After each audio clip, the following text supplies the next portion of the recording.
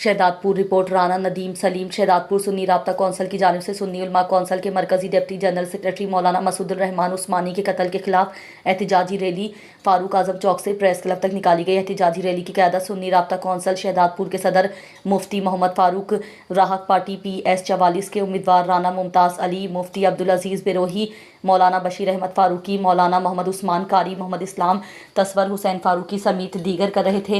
एहतजाजी rally से खिताब करते हुए मुकर्ररीन का कहना था कि पाकिस्तान के दारुल हुकूमत में दिन दिहाड़े सुन्नी उलमा कौंसिल के मरकजी डिप्टी जनरल सेक्रेटरी मौलाना मसूदुर रहमान उस्मानी को 23 गोलियां मारकर बेदर्दी से शहीद किया गया। मौलाना मसूदुर रहमान उस्मानी की शहादत कानून नाफिज करने वाले इदारों की कारकर्दगी पर एक सवालिया निशान है। हम मुहिब वतन लोग हैं, पाकिस्तान हमारा घर है, हमारे ही घर में हमारे उलमाए कराम को शहीद किया जा रहे हैं। हम हुकूमत पाकिस्तान से मुतालबा करते हैं कि मौलाना मसूदुर रहमान उस्मानी के कातिलों को फौरी तौर पर गिरफ्तार करके कानून के मुताबिक सख्त सज़ा दी जाए।